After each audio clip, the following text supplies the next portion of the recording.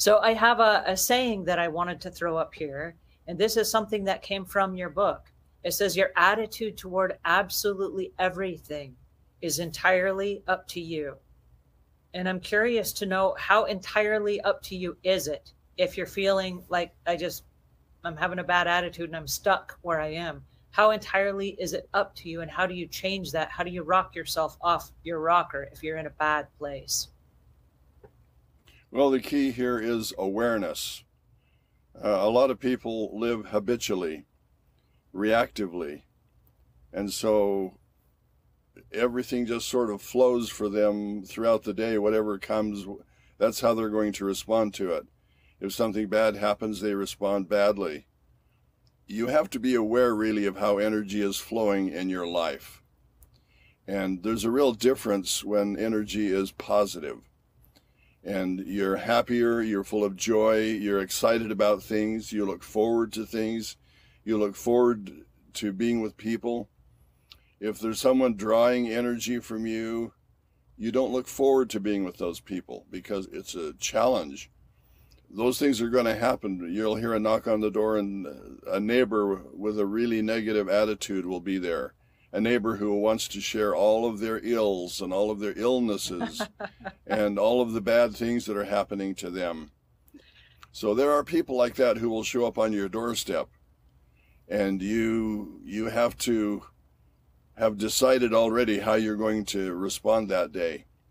And you're going to take your conversation with that neighbor and just take it into a really positive direction. Tell them what a beautiful day it is and how the day is full of so many opportunities and possibilities. And you just take their train of thought and shift it into something positive.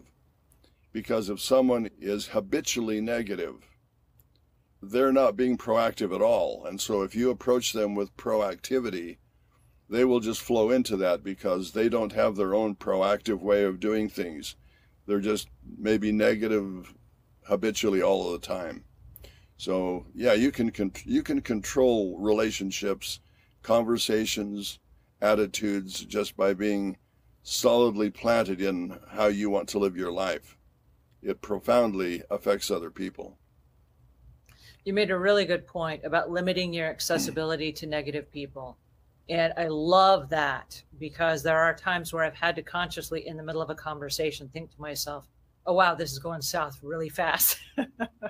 And if I don't stop right now, this conversation, it's headed in a really dark direction. And I know for me that there are a series of techniques that I've trained myself over the years, especially being a business owner. And I call them the 5 I heard yous.